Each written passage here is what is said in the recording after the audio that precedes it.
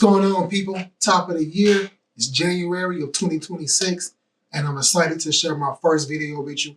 So if you clicked on this video, you probably see from the title, these are 3 tips that I'm gonna give you all to help you grow your clothing brand. These are things that you can do behind the scenes, not necessarily things you can do in front of customers. These are things that you can apply to your processes, to your mindset, to help you grow your business internally and help you get certain steps and guide you through things. All right.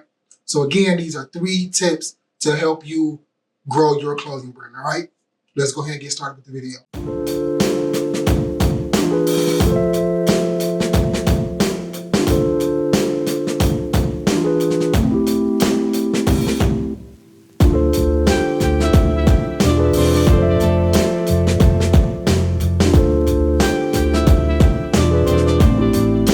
All right, so tip number 1 is going to be to never run out of inventory. You never want to run out of inventory, all right? If it takes you 2 to 3 weeks, or if it takes you months to get inventory restocked, that's going to lose you 2 things. 1, it's going to lose you money. It's going to lose you sales because people are going to look for that stuff and it's not going to be there. But ultimately, 2, you're going to lose the trust and the loyalty of your customers. If you have a product that they like and they know they can keep coming to get that product, then they're going to always go to you and keep going to you. But the second if I go to you one day and you don't have it, and then I come back 2 weeks later and you still don't have it, that's going to hurt your customer loyalty. Because now, if I buy something from you and then turn around and tell somebody else, they try to go get it, but you don't have it, and then they try to come back and go get it, and you still don't have it, that's going to hurt the image of your overall brand. And you don't want to do that. We see this all the time in your personal shopping life. If you go to, let's say you go to Kroger, and they don't have this particular grocery item you like one day, then you turn around and you come back 2 weeks later, they still don't have it, then you go look at that overall company like, man, what y'all doing? Y'all can't keep up with the demand of your customers. So you really want to protect your brand image. And that's the biggest thing with this one. Protecting your brand image and also keeping your customers loyal to you. Because if they know you got it, they'll always come back to keep getting it. And they'll refer more people to come get it as well. So again, that's tip number 1. Never run out of inventory, all right? All right, so tip number 2, plan your drops ahead of time, all right? So what I mean by that is if you want to drop something in the summer, then you should be planning that. You should have that whole plan written out in the previous winter, right? So you want to be at least 2 to 3 seasons ahead. Right now, it's January, we in the middle of winter. So I'm planning out my late spring and my early summer drops. I already got everything for spring set out already. I'm planning on ahead of time. You want to be ahead of the game so that when the ball is rolling for you and you're making your sales and you're getting things in, you already know what's coming next. You don't have to wait and be stagnant in that process, because we all know, depending on where you live, you can go from spring to summer quick. You know what I mean? So the weather will change like that and you won't even know it. And now you sitting here scrambling, trying to figure out, dang, what am I going to put out for the summer? No, don't do that. Don't be behind the 8 ball. Always plan 2 to 3 seasons ahead of time. So if you in the winter, plan for summer. If you in the summer, plan for next winter. If you in the spring, plan for fall. So always stay ahead of yourself. And we see this all the time. We got examples all around us. How do you think these big fashion houses are able to just keep things in stock at all times, no matter what season it is? That's because they're already planning. Sometimes they have their whole year planned out of what they're going to make, what they're going to what they're going to produce, how they're going to influence the market to buy those things. So planning ahead saves you so much stress, saves you so much headache. It saves you on the creation process because you already know what you're going to put out, and you're already going to know how to influence the market to buy those things. So yeah, plan everything at least 2 to 3 seasons ahead of time, and that'll help you with your whole collection process, your drop process, whatever you want to call it. But yeah, plan ahead of time. All right, so this is tip number 3. And to me, this one is really important. This is something I had to learn for myself. And it kind of takes the other 2 and piggybacks on those as well. If you can get the other 2 down, then you'll have an easier time getting this one down, all right? So this one is shorten your idea to creation window. Now, what do we mean by that?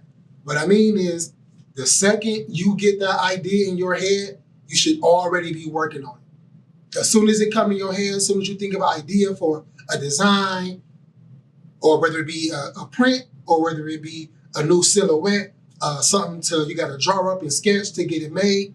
As soon as you get that idea in your head, you need to get the ball rolling, because the quicker you can close that window of execution, the faster you can get that product out onto the street and you can get people to buy it. One of the craziest interviews I've seen with Michael Jackson, he tells this story about how whenever he thought of a song, he would wake up in the middle of the night, whatever he had to do, he would get up and make sure he start the process of working on that song. Because if he didn't work on that song, he knew Prince would. And if you're a spiritual person like me, I'm religious, I'm Christian, and I believe that God gives you these ideas to execute them. And if you are sloppy with the creation and execution part, I do believe God will give that idea to somebody else. So you have to take advantage of that opportunity as soon as you get it. As soon as you get that idea in your head, you need to start the process of having it go from idea to physical product. And that, again, like I said, it piggybacks on the other two tips I gave you earlier. If you can plan your ideas out ahead of time and also control your inventory, then the creation window for you can shorten, because now you know in summertime I'm gonna drop this particular t-shirt, or I'm gonna drop these 3 shirts and these jeans. And I know that when I sell 30 of them, I'm gonna restock when I got about 15 left. You know what I mean? So you can, with those other 2 tips, you can really build on this one here and shorten that creation window. We see this all the time with other industries, right? The creation window, they don't wait until Valentine's Day to make Valentine's Day items. No, they make Valentine's Day items in the wintertime, and after Christmas they already start rolling them out.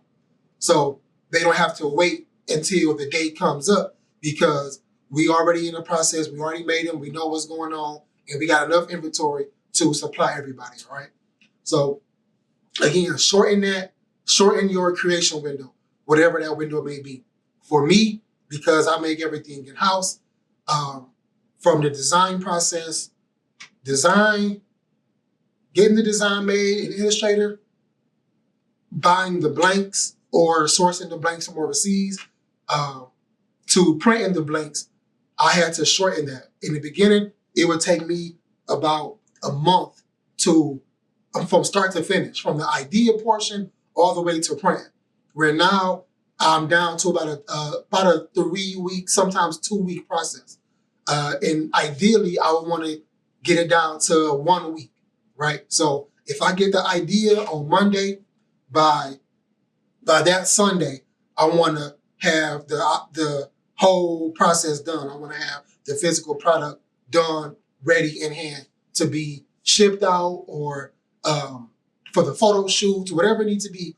I want to have it down to a week. And I believe that'll help me going forward so that I can, again, keep inventory.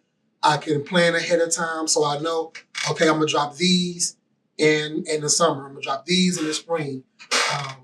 And like I said, just keep all those things and keep the ball rolling, keep growth, keep my sales going, keep all of my customers happy, and hopefully gain new customers through word of mouth. So again, shorten your creation window. All right. That's my tip number 3. I know I kind of babbled on about that, but again, that's something that I'm working on constantly right now, is to shorten my creation window and get things out. Not just faster, but better as well. So if I can get my creation process down as far as the making the design portion, because I take a long time making a design, and I sit on it and be like, it's not perfect, but I got to just come to the realization that nothing is perfect. So I get it to the point where I need it to be. I do a couple tests here and there, and then the people that like it, okay, I got a good sample size to see, okay, this is going to sell. Let's go ahead and start the print process. All right. All right. So I hope those 3 tips helped you all hoping you can apply those things to your clothing brand, to your business, and help you grow. Because I think these tips can help you whether you're in clothing or clothing, beauty, whatever you're in. And if you're a entrepreneur and you create a product, I think those 3 things can actually help you. Because again, like I said, these things help me. So if you got any questions, comments, or whatever, put them in the comments and I'm gonna read through them. I'll answer them. Got any more questions? Again, leave them in the comments. Yeah, I'm excited about this year. Hopefully you all can take these things, apply them to your 2026 and grow from there. All right. Help me like, subscribe, help me get to 1,000 followers or 1,000 subscribers, by the end of the year. And I promise I'll get better with this speaking into the camera thing, all right?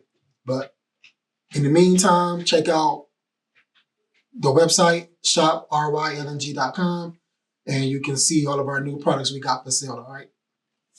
Peace.